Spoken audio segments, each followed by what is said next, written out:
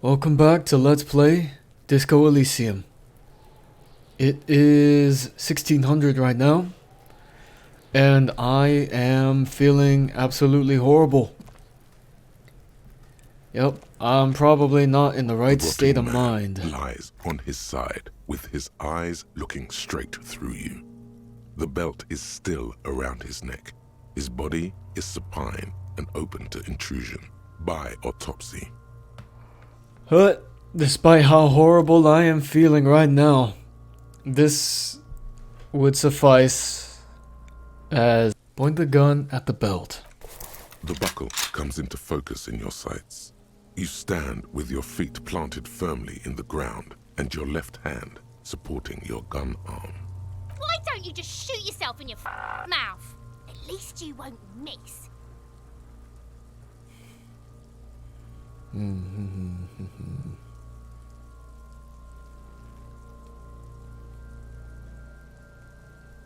Oh. Okay, Wave have mercy.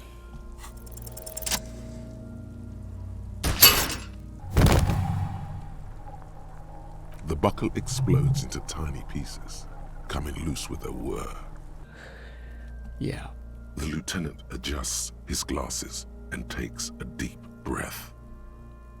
First, what exactly is a field autopsy? Come on, officer. You know what a field autopsy is. You've done 100 of them. What you do know is, at 18.9 kilometers, the dormant shield volcano, Corpus Mundi, is the world's highest summit, and the failure of the 38 single, Et puis descend, to crack the top 20 was the death knell of disco. But what a field autopsy is, you have no idea. Okay, we get it. You're the trivia master.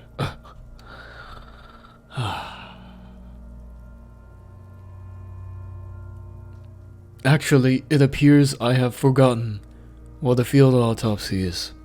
Fine. It's a 3-part form to be filled out on the scene by the detectives responsible. One takes notes, the other dictates. The goal is to establish cause of death. And do we need a scalpel for it? A scalpel is not always required. I hope this is one of those cases. Latex gloves are, however. Let's get in there. There truly is a time for everything, even for yellow gardening gloves. However, they are lacking hygienically. I suggest you get in there in limited capacity. Alright. I'll ask you when I need you to. For the most part, maybe I should handle the contact and you take notes? Oh, where should I take these notes? In my paperwork? Yes, you see, the field autopsy form is the one on red copier paper. I open my ledger at the field autopsy form. The dead man stares in silence as you crack open the ledger. The bright red paper is covered in boxes and lists, describing the condition of his skin and organs in 3 parts. Above those, an 11-field info form needs filling out first. It begins with Number 1, assistant. That's you. Right HDB. the corpse is indifferent to your scribblings, just lies there. The next box says Number 2, coroner's case number. KK57-0803.0815. KK equals Kim Kitsuragi. 57 equals Precinct 57, followed by his date 0803 and time of arrival 0815 on the scene. He's indexed the case after himself, not you. That's because he doesn't want to bring up the messy question of your initials. Write it down. Next, Name. NA. Next, Date of birth. NA. Age. Roughly 50. Try 40. The damage is so extensive, it's better to err on the young side. I'm gonna write 42. He nods. Race. Mondial. Fair to olive-skinned, from the Isola of Mundi. This is as vague as it gets. You might as well say whitish. I wrote it down. The pudgy mess of curdled meat looks neither mondial nor anything other. 6. Fucky, fucky! Male. Pigs can have sex! Nor does he look male, with his pregnant belly and indistinguishable face. 8. Date of death. We're still going with March 4th, 51. What else? 9. Body identified by is non-applicable. 10. Case number is the same as the coroner's case. KK 57 0503 0815 listens motionless, with the cargo belt still around his neck. Only one box remains. 11. Evidence of treatment. None, at least not after the initial examination. What exactly is treatment, anyway? Interfering with the body's position or wounds post-mortem. What's next? He places his gloved hand on the dead man's chest, as if in preparation. Your central nervous system recognizes this gesture. It's the stations of the breath. Ecclesiastic, religious in nature, a holdout from pre-DeLorean burial rites. It takes him 2 seconds to perform. Then, We should start the post-mortem. I turn the page. the corpse cannot feel Kim's hand on his chest. It no longer meaningfully interacts with its surroundings. A thicket of boxes and lists on red copier paper tries to answer why. External examination. Clothes. The deceased wears armored boots and white briefs. The make of the briefs is Babrodine, I think. Let's see. See, it's happening. Babrodine, yes. Inexpensive. Size M. Color white. The disappointment is palpable. The red-haired thing was expecting something more lurid. The boots are ceramic, vitreous enamel. They are fused to his skin from blood flowing downward post-mortem. Removal of the boots is left for processing. The boot has a serial number. It's E50.100.100. The lines between the plates are in the shape of the alphanumerical. The number is purposefully concealed by the design. Tattoos. The upper torso is covered in a single continuous tattoo, resembling a national pattern. It reaches from the right shoulder to the heart. The ink is blue and white. The assistant has a color photograph of the markings, to be added to the case files as document A1. The photo is taken on the scene, using a Trigat Mini. The deceased has a belt for airlifting cargo around his neck, tied with a hangman's knot. Color yellow. Length 3 meters. There is a buckle on the other end. Well-nourished, athletically built, measuring 1.8 meters. Generally consistent with age 42. Preservation is good. Ambient temperature below freezing. Body hair is light brown. Distribution is consistent with age. The deceased had male pattern baldness. Hair is combed back, short. I do not touch the corpse's hair. Lividity is consistent with hanging, albeit faint, as noted. The head is congested. Contusions are present on the head, chest, and thighs, consistent with stones thrown post-mortem. Low velocity. Fucking low velocity. Talking shit about Kuno's velocity. In addition, there are bite marks on the face, scalp, and chest, consistent with predation. Ligature mark. The lieutenant produces a small folding knife. With the other hand pulling on the belt, he starts cutting into the polyester. The stench is horrid. After a while, it's obvious the material cannot be cut. The steel wiring. There's too much of it. We need to remove the belt so we can get to the ligature mark. You got just the right tool for that. The chain cutters. A good thing we got these chain cutters. Always good to think ahead. Now, we need to cut the belt to see the ligature mark below.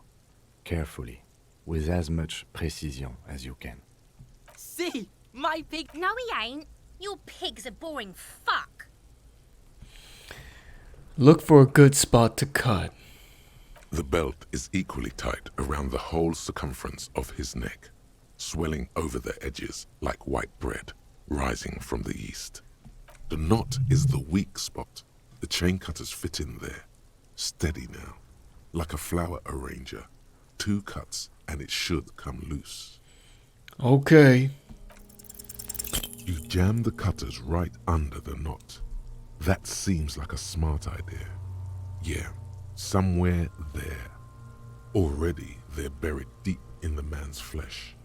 Then you rotate them to get a better hold. Then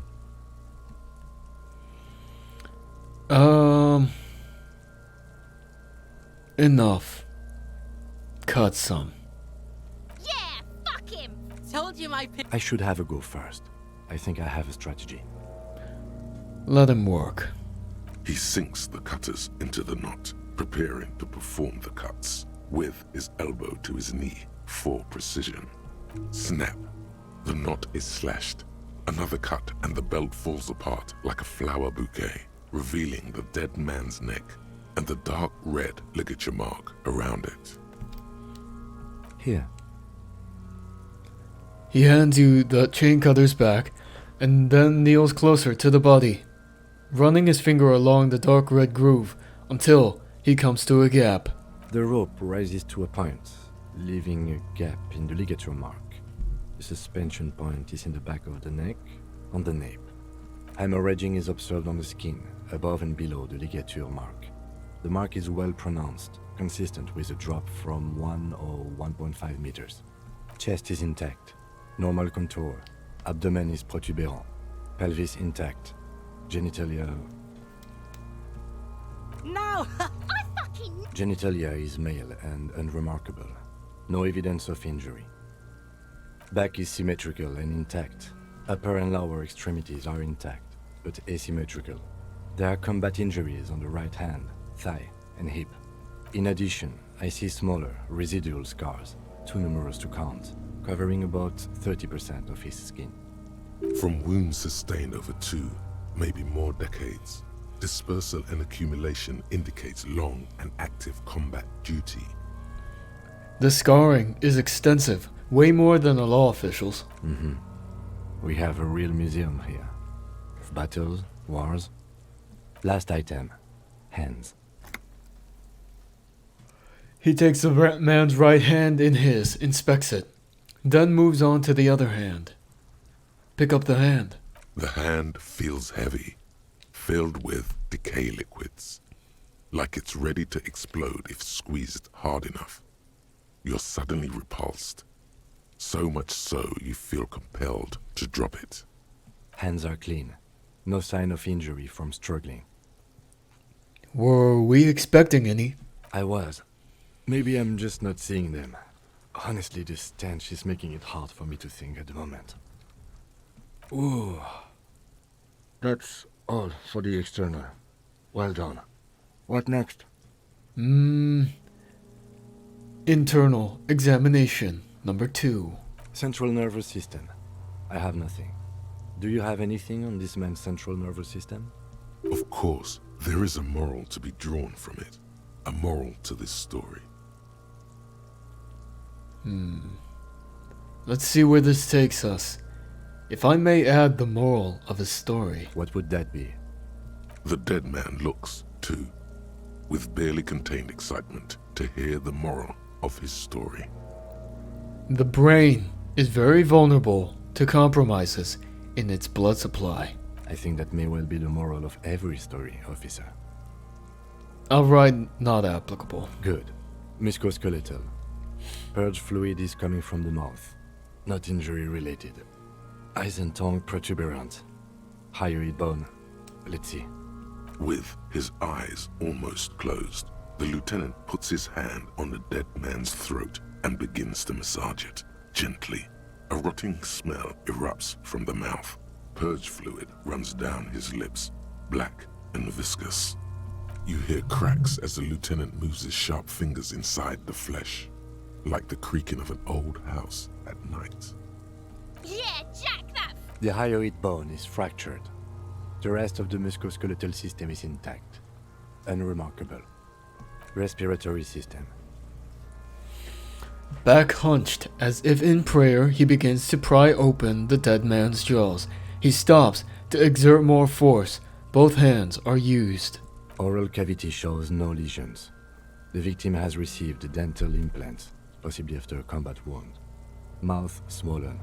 Hemorrhaging present in mucosa of the lips and mouth. I look inside the dead man's mouth. No scream, no sigh of relief rises from the darkness inside. It's humid there. Sickly sweet air, unlike anything living. You feel like you're about to throw up again, straight in that mouth of his. Look deeper inside. It's hard. Once more, you taste stomach acid in the back of your throat. A contraction. Your throat pumps a little something from your stomach and into your mouth. You're forced to swallow, just to keep looking. Oh, why did I do that? Inside, you see darkness. Just a mess of meat and darkness. Mute silence as always. Hemorrhaging present in mucus. Hepatobiliary, Na. Same for toxicology and serology, Na. Cardiovascular. The body exhibits heavy lividity. Blood has gathered in the hands, feet, and neck. Hypostasis is visually consistent with the hanging. Gastrointestinal. He breathes a sigh of approaching relief. This is the last field on the list. He looks around, to the ground, the pool of feces there.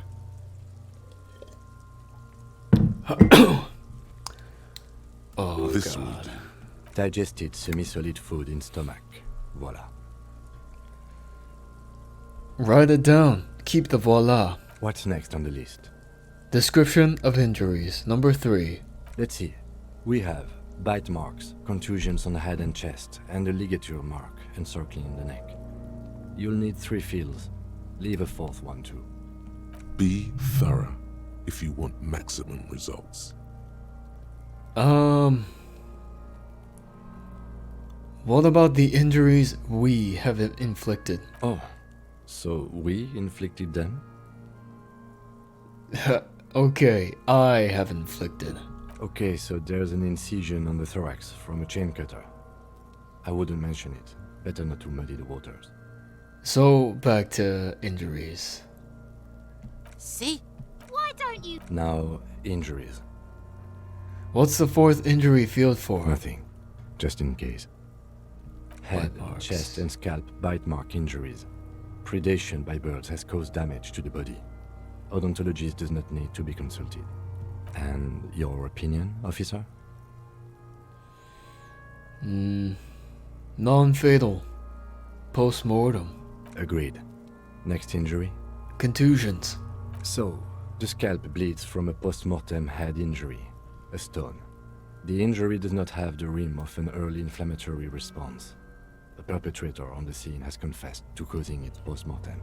At maximum. Has confessed to causing it at maximum velocity. Coagulated blood sticks to his scalp and chest, where the countless stones have hit the dead man. Beneath, the description of injury. 2 boxes. Non-fatal. Post-mortem. Right. Next, Ligature mark. a dark red abraded ligature mark encircling the neck, with a gap on the nape measuring, let's say, 7 centimeters. The hyoid bone is fractured, the cervical column intact. I see hemorrhaging on the skin, above and below the ligature mark. Depth of the mark, 1 centimeter. No signs of clawing on the neck. Below the note, 2 customary boxes wait to be ticked. The man's head jerks to the side. The ring around his neck is visible. Think for a moment. There's time. Don't rush.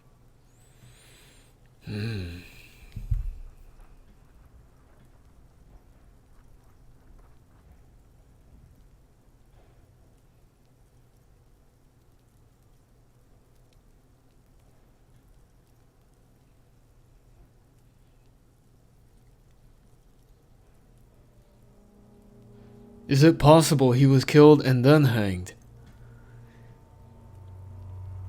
We don't seem to have any other evidence, so I'm gonna say fatal injury. That's it. We have established cause of death. It's not much, and it leaves much to be questioned. But it's a start. Let's wrap this up. I pronounce this field autopsy over. First, how did it go?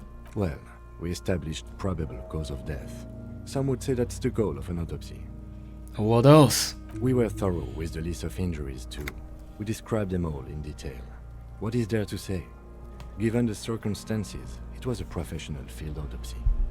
What now? I need a copy of that autopsy form. Then I will drive him to Faubourg. I've ripped out a copy of the autopsy pages. For processing. He looks at the dead man one more time, then at the slip of red paper in his hand, then at the corpse again. You tilt your head, also looking at the corpse. I'm sure we didn't get everything. There's always something. Haha. Stop wasting time. You're smart. Establish probable cause.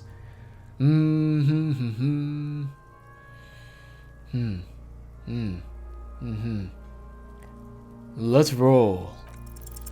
You run your hands over the victim's cold body, his limbs, his torso with its swollen organs.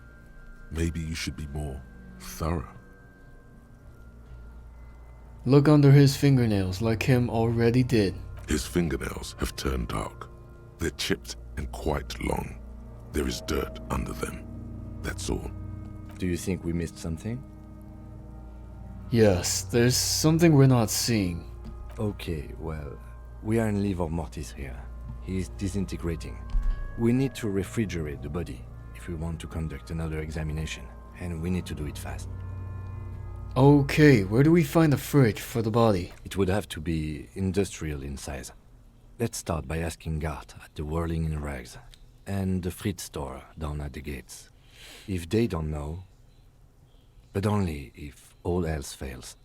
Fuck are you looking at, being old man? Only if all else fails. Kuno looks like he gets around. Knows Martinez. And its fridges too, probably. Let's hurry then. This is one task we cannot sideline. With every hour, whatever we are looking for will become harder to find. The man is decomposing visibly. The lieutenant adjusts his glasses and takes a deep breath. Let's bag him. Take him away. If you think so, officer, I need a little help for carrying him to the holding pen of my kinema. I'll take it from there. And then what? It's too late to take him into processing today. I'll take him first thing tomorrow. Bag the corpse, drag it to the motor carriage.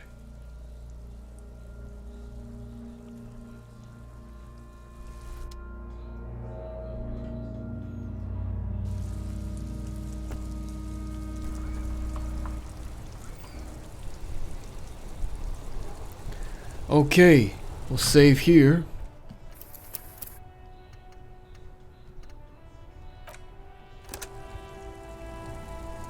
And then we will check our character sheet.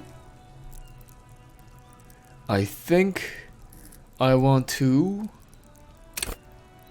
increase my interfacing.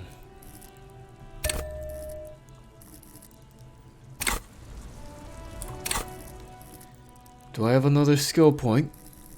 Let's punch up visual calculus. Check the journal.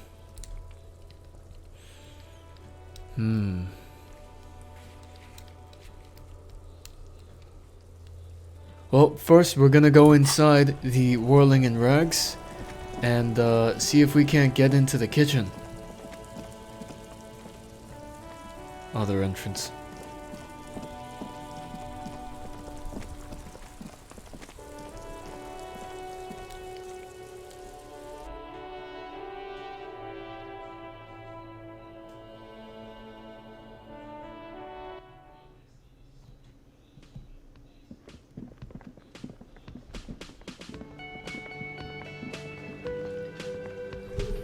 Let's see. The dishes are drying. They smell of chemicals and pine trees. A thin man is smoking below an exhaust hood, occasionally sipping from his mug. This must be the Whirling's cook. As you step in, he nods toward the table and says something in a completely foreign language. The only words you can make out are Garancy and Kubek. Okay. Okay, it's definitely not his name. Whatever you do, please don't call him Garancy Kubek. Please, it's not funny. An aroma of spices, alcohol, and tomatoes hang in the air. A thin man is smoked as you step. Okay, it's definitely not his name. The Hello, man sir. puts his cup down. Got and time for a replies few something, questions. his left hand drawing arcs in the air. You've got some impressive pots there. He smiles and bangs his ladle against each of his pots in turn. It's almost like music, especially with the sounds of assorted dishes boiling and simmering on the stove. I don't think I need anything else. Stay masculine. You see a heavy steel door with a prominent dimple lock. It's painted blue. Touch the door. The cobalt blue surface feels rough to touch. The stainless steel door is flush with its frame on every side. Old cobalt paint, rough on the fingers. 40, 50 years since this was painted maybe. It leads to a side building, adjacent to this one. The old building next to this, half ruined. Whatever is behind it must be older. Try to push on the door. The door does not budge. I wonder where this door leads. You do? It's a door in the back of the kitchen. Why do you care where it leads? The winch, outside, in the backyard. Remember? No, your fingers do.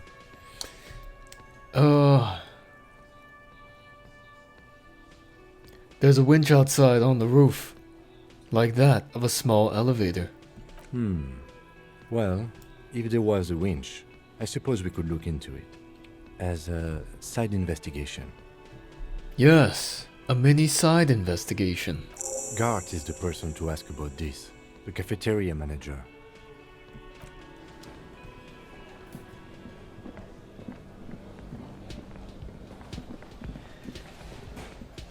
Can I help you? Gart, I saw another thing at the Whirling. Another thing. Great. I love those. There's a mysterious blue steel door in the back of the kitchen. Hang on.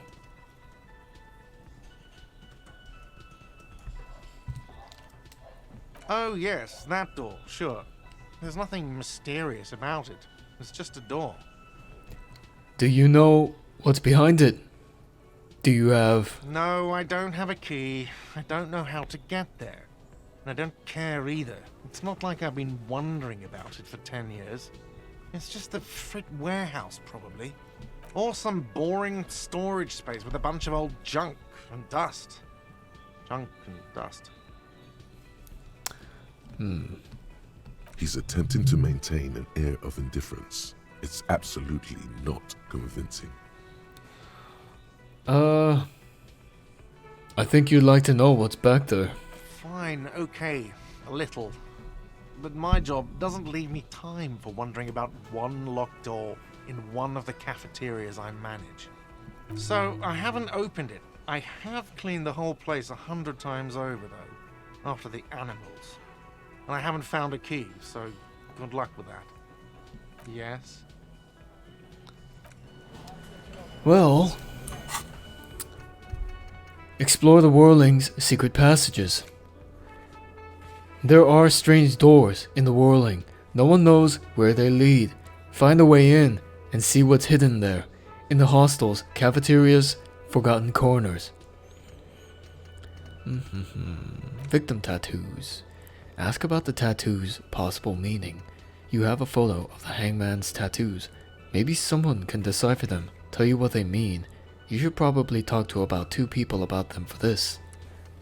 Run the number on the victim's armor. Use Kim's shortwave to run the serial number. Ask Kuno what he knows.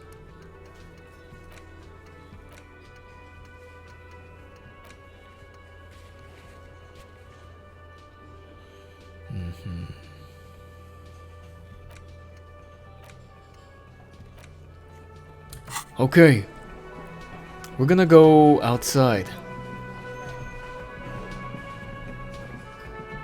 Actually, let's see if this lady knows anything. Hello, sweetie. Wait, who's Sweetie? Her eyes move up and down your person as though taking your measurements. Her attention is scientific.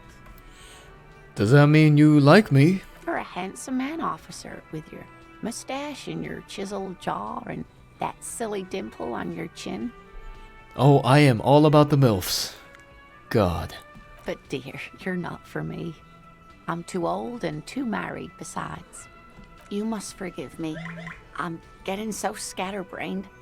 I completely forgot to introduce myself. I'm Lena. My husband Morel and I are staying with our friend Gary just down the street, but I come here for tea when they're away. This Lena is wacky enough for the motley crew. Hire her on the spot.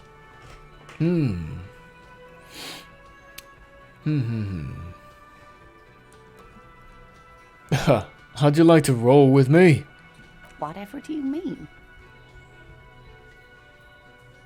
I want you to be my wheelchaired partner in fighting crime, helping people, catching sequence killers. Sequence killers? Oh my. But I think you already have a partner, sweetie. A partner who needs you to get back to helping the people of Martinez. I know. But there are also side mysteries, sequence killers, and forays into the paranatural. I can assure you with absolute certainty, there are no sequence killings taking place in Martinez. Now, gentlemen, no need to squabble. I wouldn't be of much use to you anyway, sweetie. Why? 3 heads are better than 2. Thank you, but Martinez isn't the most wheelchair-accessible place, you see. I'd slow you down. Perhaps another time. Okay. I don't know if you've noticed, but I don't know where I am or what I am doing, or anything. Yes, officer. You look rather dazed. Like a stunned fox. But surely things can't be that bad.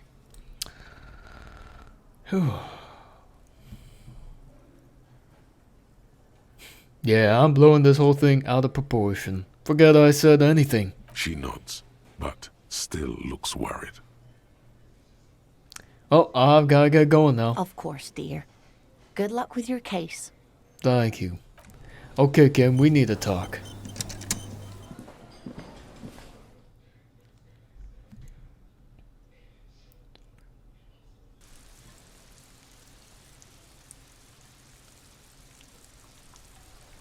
I'm hoping this spot right here won't be too noisy.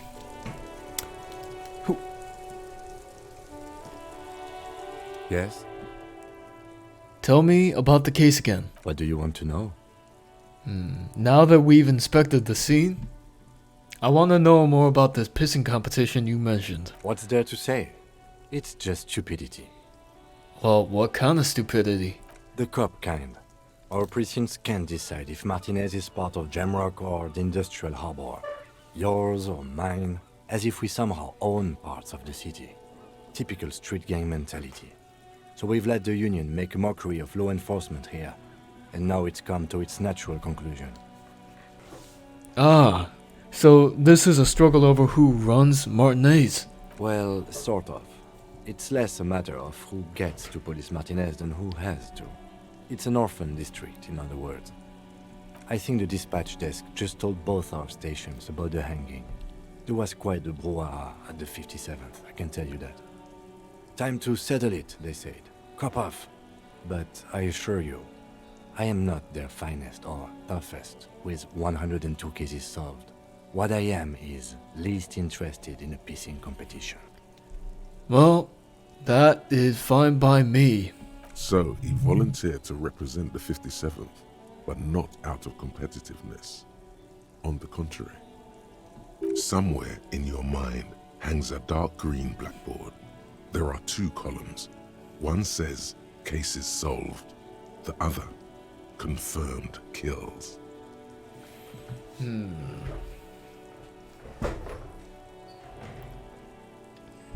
Close my eyes. The rows are endless. Look for Precinct 41. Jean Vicmer, Judith Minot, a special consultant. What was his name? Then the rows degrade into green nothingness. What's special about Martinez? Martinez? Nothing. It's just a puddle at the end of some drain pipe. No one cares about this place. They care about sports. Most of our colleagues don't even know how to get here. North of the interchange doesn't exist. I wonder what this says about me. That I was sent by my station.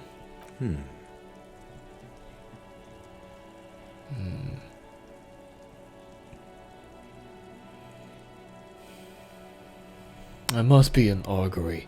An apocalyptic omen sent by my people. Can you guess my message? No. I'm gonna leave why I was sent unspecified. The silence carries. For some reason, I thought you had 104 solved cases. Well, technically. The official record keeper has been known to double count murder-suicides. A common accounting gimmick used to inflate precinct stats. So, you're still a good cop, right? I'm good enough for this case. I'm not here to compete. I came because I had to.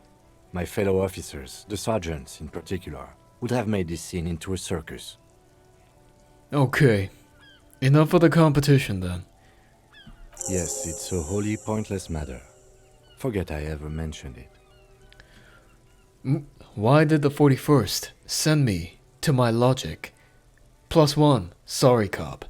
+1, Sylvie suicide jokes. Look at you. It's because you're a failure. They sent you to slight Precinct 57. Yeah, that makes more sense than the other stuff I thought of. Just think about it for a second. You're a raging alcoholic who showed up 3 days late wearing piss-stained disco garb. You weren't sent here to win. Kim, what if my precinct sent me on this case because I'm a fuck-up? Like, as a joke. I've considered it. But it's not true, right? I don't think I can say one way or another. I do think it's somewhat unlikely, though. Why's that? I checked the records. This jurisdiction dispute, who polices Martinez, reaches back to the 30s. It's as old as my station.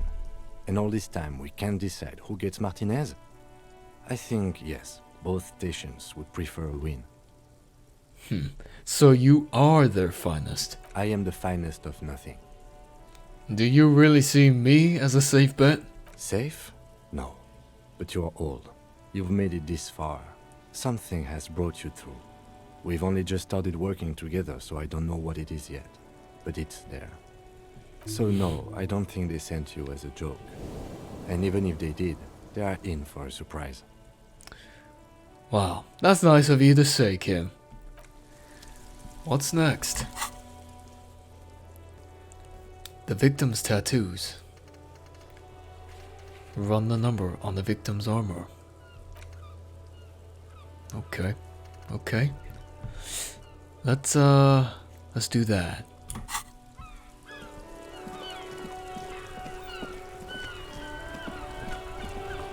But save first.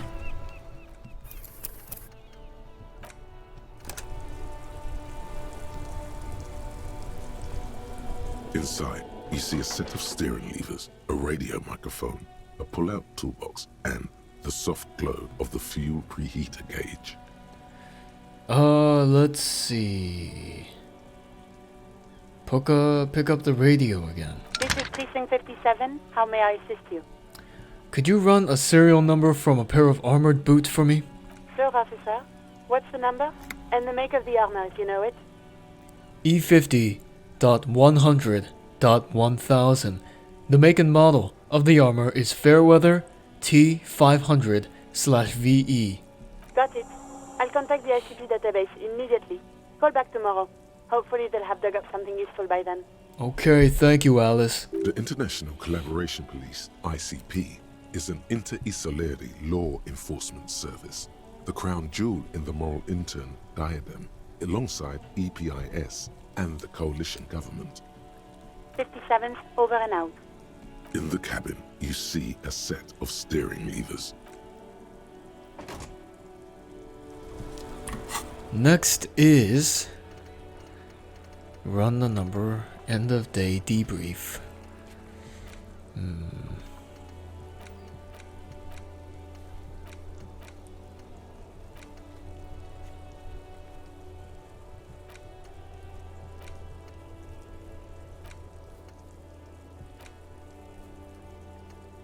Rest of the armor to Kuno. The hangman's armor seems to be missing. Find out what happened to it. Kid throwing rocks at the corpse seemed to be a good place to start. Ask him about the body first. To Kuno.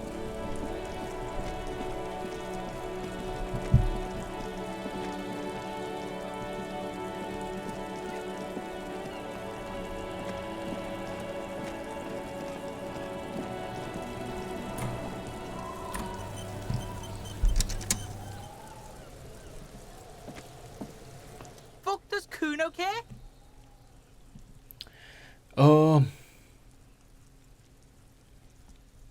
I want to discuss the body with you again, Kuno. The fuck about it? Where's the rest of his armor? Kuno doesn't give a shit about the armor. How come? That fucking had one thing majorly wrong with him. He's a fucking mutant. A mutant? Do you remember how he looked? Fucking growth hormone shit. He's a giant. The armor's too big for any man. Kuno doesn't give a shit about that freak armor. Kuno threw that shit away.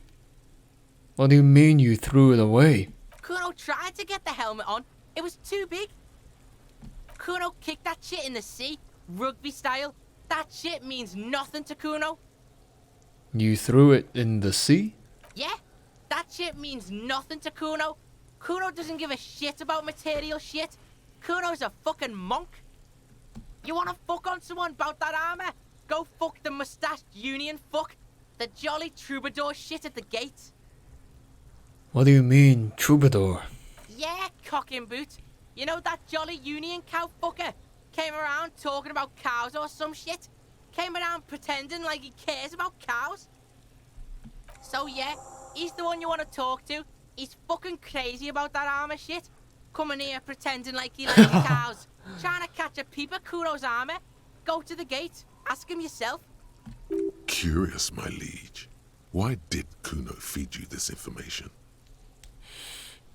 And you're just telling me out of the kindness of your heart, Kuno. Yeah, Kuno's doing charity today. Kuno Day. Kuno feels sorry for you two loser pigs. Kuno's doing pity now. Still, seems suspicious. He may have it in for that guy. Or you may be paranoid. That is also a possibility, sire. You're testing Kuno's patience here. Get lost,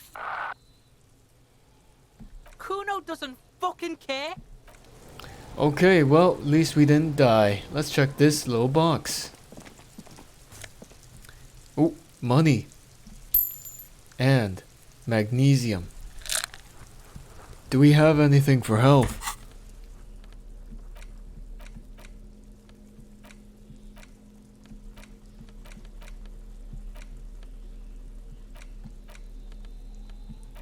Guess not.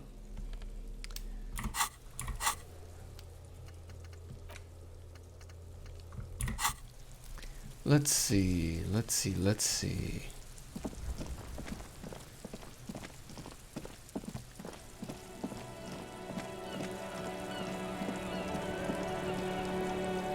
Okay. We got some things to interact with. I'll quick save here. Right. Let's interact with the instant photo of tattoos. An intricate web of blue lines stretches across the torso of the hanged man, from the right shoulder to the solar plexus. Each time the lines intersect, a small white star is formed in their crossing. Hundreds of fading asterisks riddle his skin. Their concentration is highest around his heart. The pattern still kind of has an ethnic feel to it, but nothing familiar. Who are you? Gone. What's the meaning of this tattoo? For you to discover. You've gotten as far as you will without assistance. Someone who knows about history could tell you. Put the photo away. Interact with the Yellow Man mug. It's just a racist mug. What's there to read here? Not much. Well, there's quite a lot to read into here, actually. Look at all that content. Oh boy, here we go. What are you going to say about a broken, tossed-away mug that you dug out of the garbage?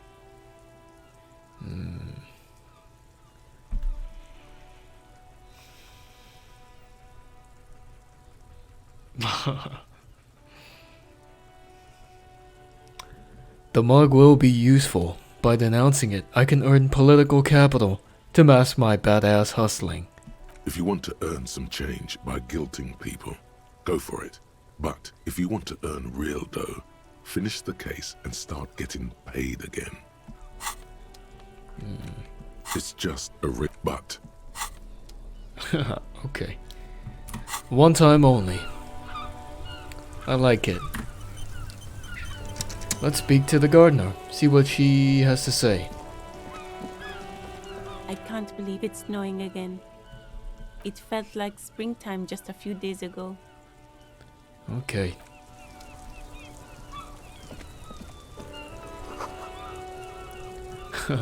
Okay. Let's see. Let's zoom out for a little bit.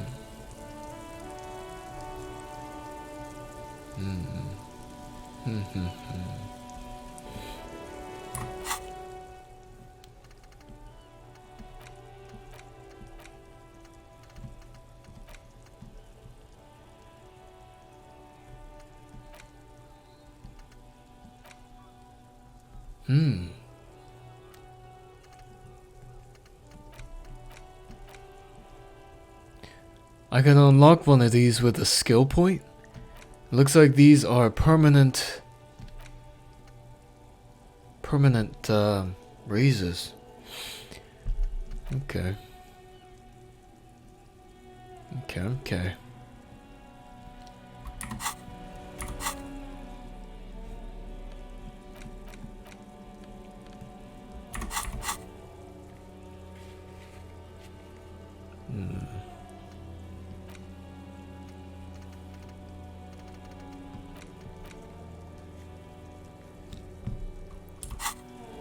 Let's go back up to the woman.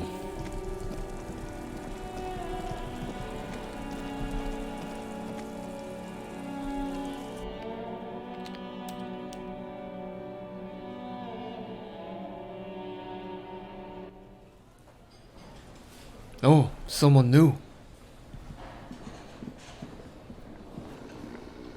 It's all about money, you know? I guess. Let's speak to Gart. Can I help you?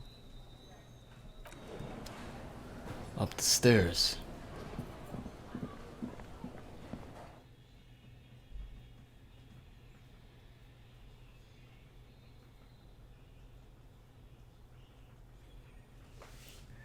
For the time being, let's take off these gloves.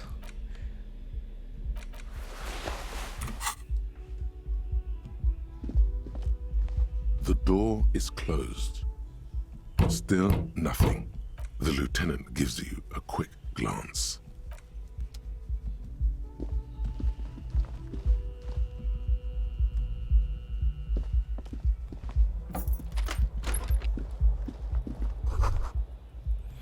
Kim tries not to look at your broken down bathroom door. Kim also tries not to look at the pile of taped viscera on the carpet, or the weird suitcase on the hat rack, or the potted plant dying in the corner. But it's all just too morbid to ignore. The man is finding it hard not to trip on the tape, and not to send any of the bottles rolling across the floor. Say nothing, nods stoically. He takes a step toward the door, like he'd like to leave.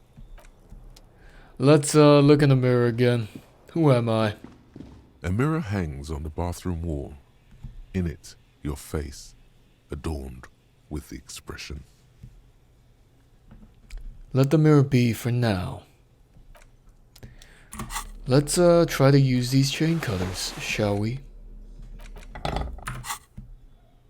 A mirror hangs on the bathroom wall. In it, your face, adorned with the expression.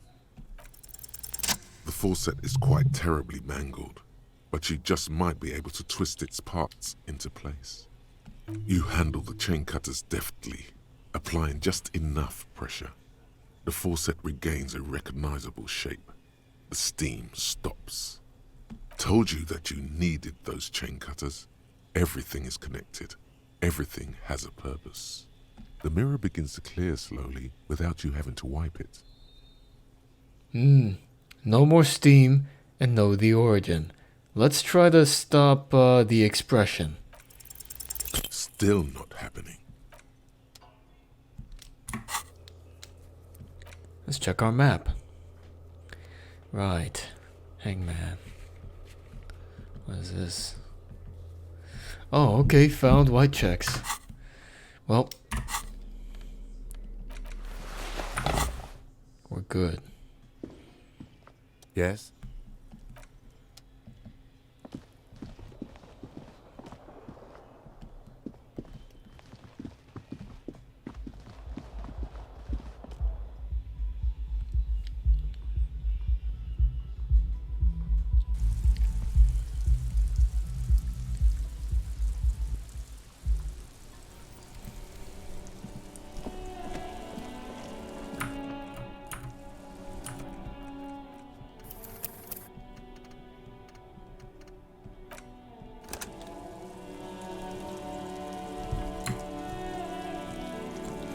Alright. Let's talk to the gardener, see where we can't go next.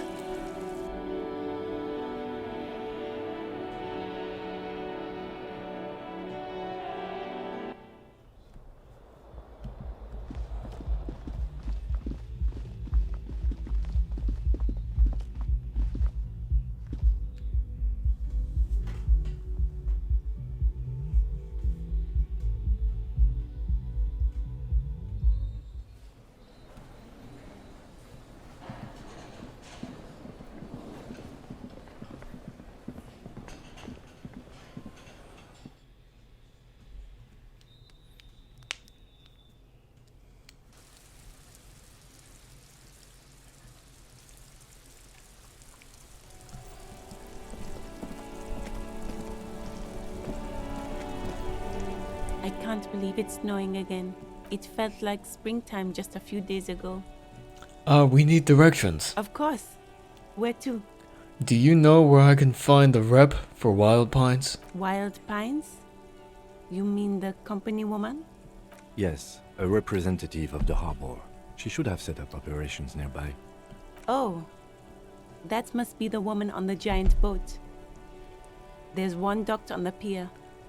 It arrived a couple of weeks ago. It's very hard to miss. So right now, I'm in Revachol. Up north is the harbor. East is... The harbor gates? Some kind of commotion, I think. I don't follow the local politics. A fleet store too.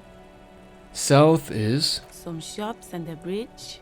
The canal bridge leads to the coast, but it's broken, I think. Just coast. There's a little fishing village there, and a fish market. It's just water. No, actually, I think they call it the Martinez Inlet. There are some islands in the bay, but they're hard to reach. Thanks, that's all for No now. problem. She's very well composed. Back straight. Right, karaoke. Call. Damages. End of day debrief. 4 hours. Investigate the Doom commercial area. Pants.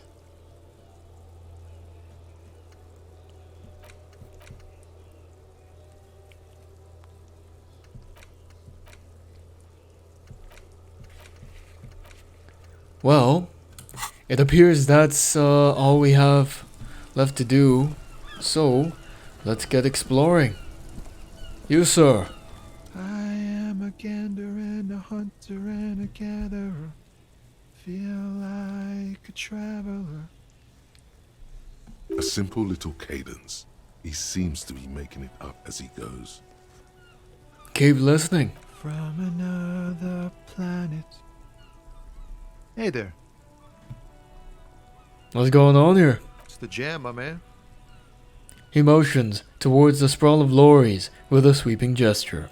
The air from the east is thick with the smell of crude oils, heavy metals and other byproducts of the modern era. You can almost taste it. What's the jam? It's a traffic jam for the ages. Harbor gates up the street are shut tight. No explanation given. Workers on strike, scabs agitating, an all-around clusterfuck. Meanwhile, we're all stuck here in long-haul limbo for days upon days upon days. So, Upon days. how long have you been here? Feels like forever. Like I was born on this here roundabout and this was all I ever knew. Just me and the metal and the tires, the oil and the fumes of mazout. Mazout is an antiquated term for heavy fuel oils. This man has a barely suppressed performative streak, or he just likes unusual words, or both. Extravagantly phrased, but I can roll with it. Yeah, imagine. It's been a whole week already. So tell me, what do you need? Tell me more about this strike. It's like whatever's going on over at the docks. Workers got a blockade set up, making demands, no way in or out. Going on strike would probably help you dodge a bullet or two. What's the union demanding? Some pretty wild stuff, I hear. Like a giant new power crane in half the company? I forget what exactly. Good on them, I guess. I've heard talk there's a company rep in town, too. Like a strike negotiator type. They'd know what's up. Precise demands and so on. Ah, yes, from the Wild Pines. We'll meet her soon enough, I'm sure. Maybe I should go on strike. Maybe you should. Cops don't get paid much and the hours are long. Plus, you can get shot. Why not? The RCM is a self-managing organization that operates on donations. We promote our own leaders. It would be like striking against your own mother.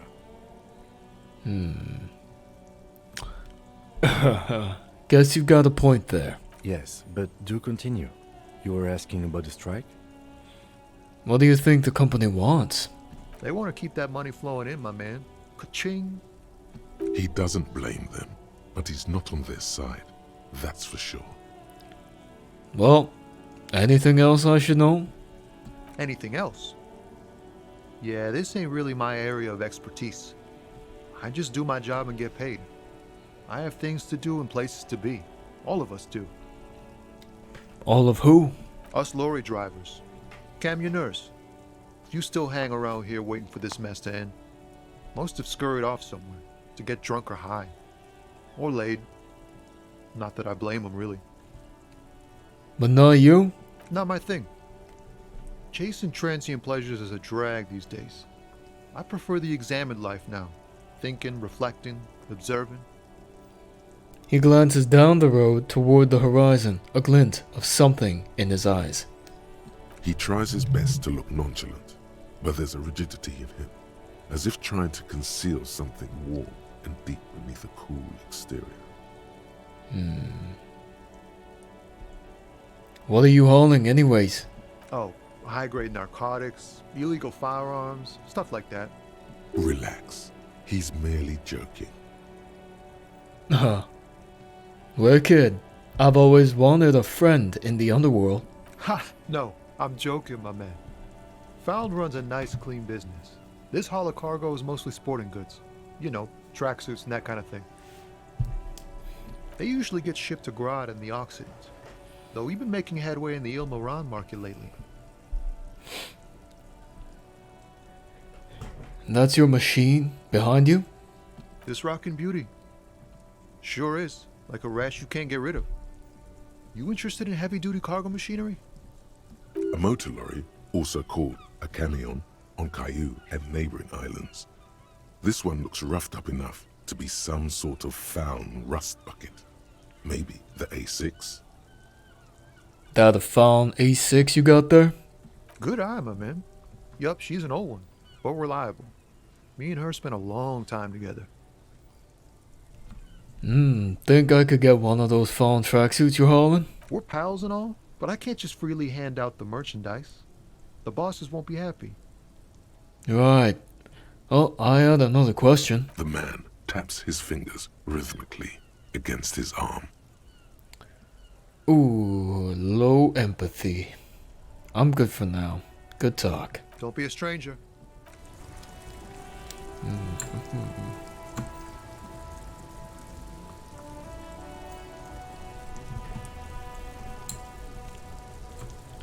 Let's save here. Good progress. Good progress. We got the body down, and we were able to get a little more info. And we don't seem to have any pressing tasks in this area. The game is pushing us to venture further out of the central Revachol. So, with that, I'll end the episode, and I'll see you next time.